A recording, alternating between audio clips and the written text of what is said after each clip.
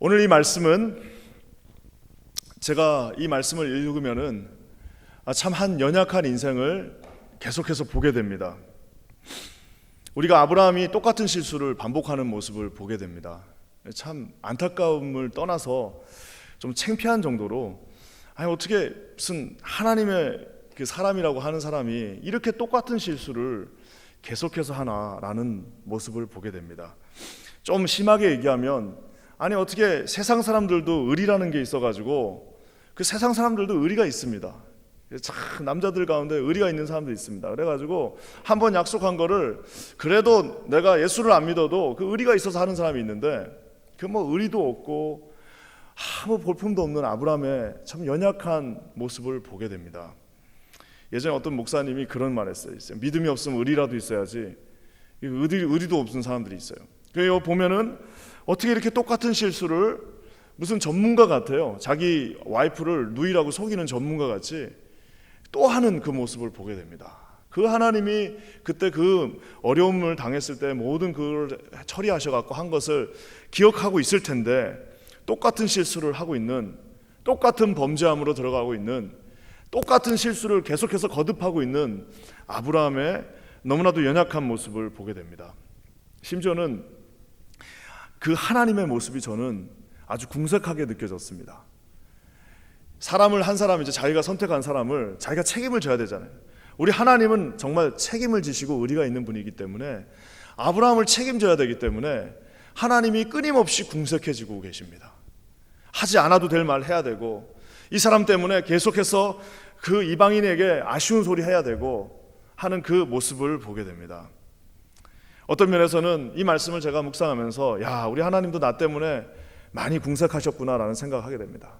저를 목사로 만들어 놓고 저를 믿는 자로 만들어 놓고 저를 제자로 삼아 놓고 얼마나 아쉬운 소리 많이 하셨을까, 얼마나 아쉬운 일 많으셨을까, 얼마나 나 때문에 궁색한 일이 많으셨을까라는 것들을 다시 한번 생각하게 됩니다. 저는 오늘 그 말씀을 이렇게 쭉 한번 보면서 저와 여러분을 향하신 주님의 놀라운 은혜를 한번 더 살펴봤으면 좋겠습니다. 그래서 오늘 제목을 만약에 지으라면은 궁색한 하나님의 사랑이라고 짓고 싶습니다. 여러분 먼저 4절 말씀 한번 보는데요, 이 아브라함이 이상한 짓을 하니까 하나님이 얼마나 궁색해지는지 한번 봅시다. 한번 4절 말씀입니다. 시작. 아비멜렉이 그 여인을 가까이 하지 아니하였으므로 그가 대답하되 주여 주께서 의로운 백성도 멸하시니까. 제가 약간 액센트를 넣었는데요, 지금 이 말은 뭔 말이에요? 당신이 의로운 하나님이라고 그래놓고 왜 나를 벌하십니까? 의로운 나를 지금 멸하실 예정이십니까? 라고 지금 하나님 앞에 뭐라고 그러는 거예요?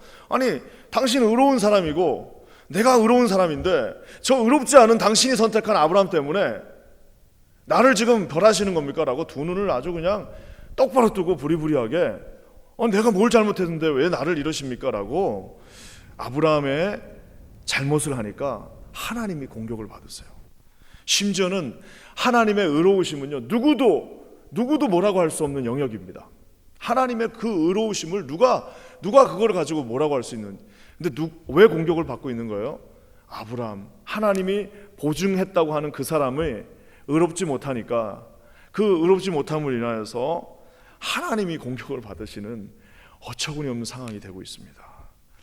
제가 이 말씀을 보면서 이 이방인의 날카로운 질문을 한번 보십시오.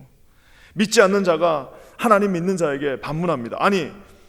당신이 선택한 저 제자인데, 당신이 선택한 사람이라고 그러는데 저 사람이 거짓말한 것 때문에 왜 내가 공격을 받습니까? 라고 지금 말하고 있는 겁니다. 사랑하는 성도 여러분, 우리가 아는 것처럼 저는 지금까지 예수님이 싫어서 교회를 떠난 사람은 한 번도 본 적이 없습니다. 우리가 아는 사람들 중에 교회를 떠난 사람 중에 예수님이 미워서, 예수님이 나쁜 분이셔서, 예수님이 싫어서 떠난 사람은 나는 거의 본 적이 없습니다. 다 누구 때문에 떠나는 거예요? 예수님을 믿는다고 하는 사람들 때문에 교회를 떠나는 어처구니 없는 일들이 일어납니다. 내가 저 사람이 있는 한은 교회 안 가, 내가 저분이 있는 한은 내가 저 교회는 안 간다. 심지어는 저는 어떤 얘기까지 들었냐면 저 사람이 가는 천국이라면 나는 딴 데로 간다는 얘기까지 들어봤습니다. 우리 자녀들 중에 한 명이 한 얘기입니다. 우리 교회는 아니지만 근데 우리 아버지가 가는 천국이 있다면 내가 저 천국은 안 간다. 여러분 이게 무슨 모습이냐면 오늘 아브라함 하나님이 선택해놓고 뭐라고 해요? 너는 복의 근원이 될지라. 내가 너를 통하여 창대한 민족을 이루리라. 내가 너를 통하여서 이런 하나님의 놀라운 일을 이루겠다라고 하는 하나님의 선택한 사람이 이런 거짓말하고 이렇게 추태를 부리니까요, 어떻게 되는 겁니까?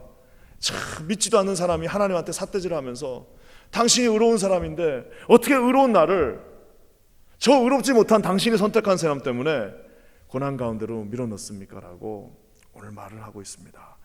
사랑하는 성도 여러분, 저는 오늘 저와 여러분 여기 계신 모든 분들에게, 여기 계신 분들은 우리가 기도하시고 이런 분들이 그런 일이 있겠습니까마는 어떻게든지 자기 자신을 돌아보아서 나로 인해서 주님이 이런 어려움 당하지 않도록 여러분 간절히 단도리 하시면서 기도하시기를 주님의 이름으로 간절히 기도합니다. 한 사람이라도 나로 인해서 낙심하면은 주님이 연자맷돌을 메고 차라리 빠지라고 그러셨습니다. 우리 마음 가운데 어떻게 해서든지 한 영혼이라도 우리를 통해서 낙심한다면 여러분 그분은 이거 메고 빠지셔야 됩니다. 반드시 기억하시기를 주님의 이름으로 간절히 축원합니다. 그러면서 여러분, 제가 이 말씀을 읽고요, 주님의 평가, 내가 너무 창피해가지고 7절 말씀 우리 한번 다 같이 보겠습니다. 7절입니다. 시작.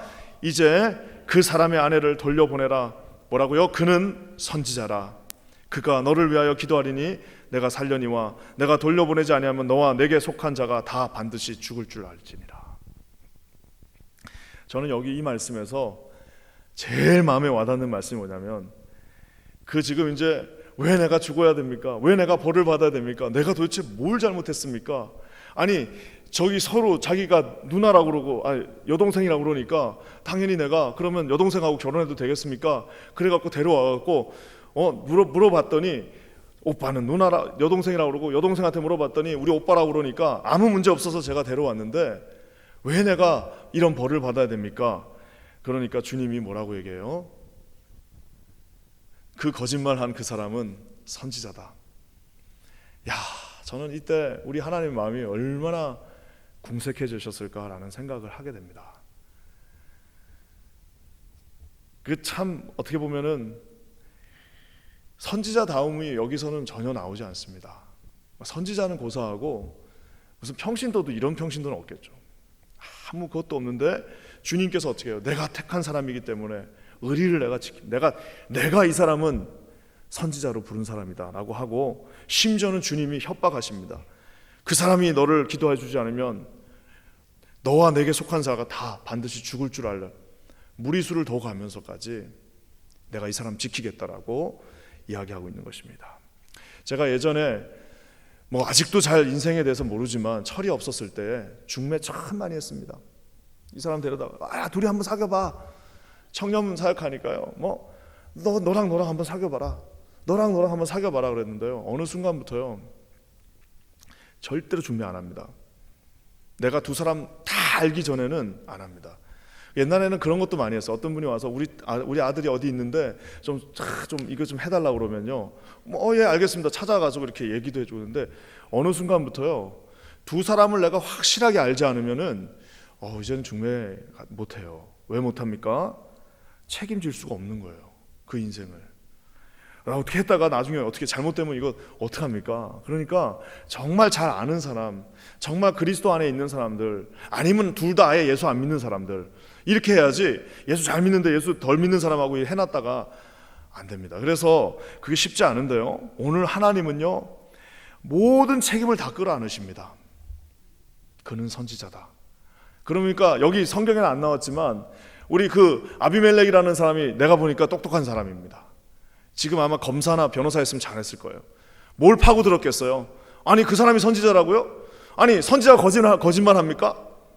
아니 선지자가 지금 이렇게 두 사람이 아주 부부 사기단 같이 둘이 아주 합심해서 거짓말하는 게 선지자입니까?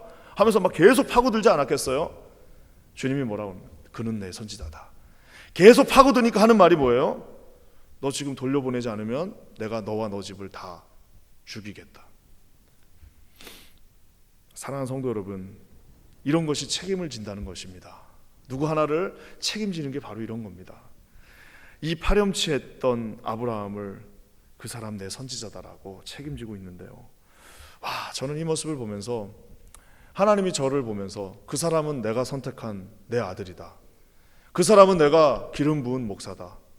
그 사람은 내가 안수 준 장로다. 그 사람은 내가 안수 준 하나님의 사람이 안수 집사다. 그 사람은 내가 선택한 권사다 하고 얼마나 우리 때문에 얼마나 주님이 난처한 일이 많았을까. 세상 사람들이 삿대질하는 그 모습들을 보면서 얼마나 어려움이 있었을까라는 생각을 하게 됩니다. 사랑하는 성도 여러분, 우리 하나님 앞에 이런 일을 했음에도 불구하고 주님은 여전히 그는 내 선지자다라고 얘기하고 있습니다. 하나님의 이런 은혜 가운데 여러분 서시는 저와 여러분 되시기를 간절히 축원합니다. 제가 궁금해졌어요. 아니 아브라함은 도대체 어떻게 이렇게 계속해서 똑같은 실수를 계속해서 범하나, 왜 이런 일을 할까라고 생각을 했는데요. 제가 한번 참 고민을 하게 됐습니다. 그래서 한번 봤더니 다 이유가 있어요. 왜 이 아브라함은 이런 계속해서 실수를 할까? 13절 말씀 한번 보겠습니다. 13절에 답이 있습니다. 한번 다 같이 읽어볼게요. 시작. 하나님이 나를 내 아버지의 집을 떠나 두루 다니게 하실 때 내가 아내에게 말하기를 이후로 우리의 가는 곳마다 그대는 그대의 오라비라 하라. 이것이 그대가 내게 베풀 은혜라. 이것이 그대가 나에게 베풀어 줄 은혜다. 결국 뭐예요, 여러분? 가는 데마다 무서우니까 이제 가는 데마다 우리가 거짓말 할 건데, 이 거짓말하고 네가 나를 도와주는 그것이 나에게 은혜다라고 이야기하고 있습니다. 사랑하는 성도 여러분, 이 은혜는요 사람이 베풀 수가 없습니다. 은혜는 아무리 우리 와이프가 나를 사랑해도 이 은혜를 우리 와이프가 나에게 베풀어 줄 수 없습니다. 여러분, 은혜를 베푸시는 유일한 분은 하나님이라는 사실을 여러분 기억하시기를 주님의 이름으로 간절히 축원합니다. 아무리 힘들어도요 이 사람을 의지해봐야 그 사람이 은혜를 베풀어 줄 수 없습니다. 하나님이 그 사람을 통해서 해줄 수는 있지만, 하나님이 그 사람을 통해서 우리에게 은혜를 베풀 수는 있으나, 여러분 은혜의 원천 되시는 분은 오직 하나님 한 분밖에 없으시다는 사실을 여러분 반드시 기억하시기를 주님의 이름으로 간절히 축원합니다. 아브라함이 자꾸 흔들릴 때마다 어떻게 되는 거예요? 여보 당신이 나한테 은혜를 베풀어 줘야 돼. 아저씨, 당신이 나에게 은혜를 베풀어 주셔야 됩니다. 사장님, 당신이 저에게 은혜를 베풀어 주셔야 됩니다. 사랑하는 성도 여러분, 은혜를 베푸실 수 있는 분은 유일한 한 분, 하나님밖에 없다는 사실을 기억하시기를 주님의 이름으로 간절히 축원합니다. 저는 오늘 말씀을 마무리하면서 이 와중에도 우리 하나님의 은혜는 도대체 얼마나 대단하신가. 우리 17절 말씀 한번 보겠습니다. 17절의 말씀입니다. 시작. 아브라함이 기도하며 하나님이 아비멜렉과 그의 아내와 여종을 치료하사 출산하게 하셨으니. 저는 오늘 볼 때마다 이 상황에서 오히려 더 성숙한 사람은 아브라함보다는 아비멜렉 같아요. 우리 중에도 그런 분들 많습니다. 교회 안 다니시는데 얼마나 젠틀하시고 얼마나 말이 고우시고 얼마나 여유가 있고 이런 세상 사람들 많이 봅니다. 교회 나오는데 여전히 그냥 행동이나 이런 모습은 그냥 오히려 더 월싸한 경우들도 많아요. 입이 거칠고 월싸한 그런 경우들을 보게 됩니다. 오늘 주님이 그럼에도 불구하고 어떻게 합니까? 아브라함이 너에게 기도해 줘야지 이 모든 문제가 풀린다라고 이야기하고 있습니다. 아브라함이 기도함에 아비멜렉의 모든 가정이 문제가 풀린다라고 얘기합니다. 사실 이렇게 하면 안 되고 그냥 아비멜렉이 그 의의를 제기했을 때 그래, 네 말이 맞다, 내가 그대로 해줄게 하면 딱 되는데, 우리 하나님 어떻게 하십니까? 그 수모를 당하시면서도 내가 선택한 그 사람이 너에게 기도해 줘야지 이 모든 문제가 해결된다라고 그 질서와 체계를 확 잡아버리시는 모습을 보게 됩니다. 우리가 뭐가 잘났기에 그저 그냥 예수 믿는다는 이유 하나만으로 여전히 축복의 근원이 될 것이며 여전히 너는 복이 될지라고 말씀하시는 은혜가 여기에 있다라는 사실입니다. 어떤 면에서는 우유부단한 아브라함을 끝까지 붙잡으시고 저 사람이 너에게 기도해 줘야지 풀린다라고 얘기하니까 아비멜렉이 어떻게 하는 거예요? 그래서 돈도 주고 이것도 주고 저것도 주면서 나에게 좀 잘해달라고 얘기하니까 아브라함이 얼마나 창피했습니까? 가서 또 기도해요. 기도하니까 하나님이 그거 딱 기다렸다가 모든 것들을 풀어주시는 그 은혜를 또한 보게 됩니다. 참 피곤하게 하나님은 사랑하십니다. 참 그냥 좀 성숙하고 아주 그냥 여유가 있는 사람을 좀 선택하셔서 이런 소리 안 들어가면서 멋지게 사역하셔도 될 텐데 옹졸하고 궁색하고 터무니없는 거짓말을 하는 아브라함을 선택하셔서 여전히 저 사람은 내 선지자다. 내가 저를 통해서 기도하겠다. 내가 저 사람을 통해서 우리 모두에게 축복하겠다라고 말씀하시는 하나님의 은혜를 여러분 오늘 되새기시기를 우리 주님의 이름으로 간절히 축원합니다.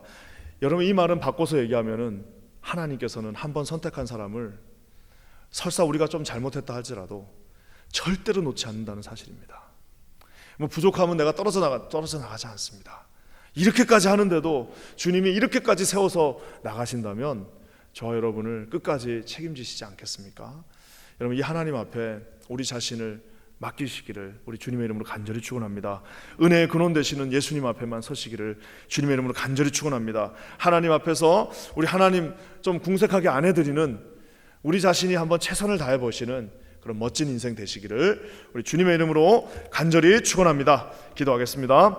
하나님 감사합니다. 오늘 주께서 우리와 함께 하셔서 놀라운 주의 뜻이 우리 이 땅 가운데서 이루어지게 하여 주시옵소서. 크신 놀라운 일을 이루실 주를 찬양합니다. 예수님의 이름으로 간절히 기도합니다.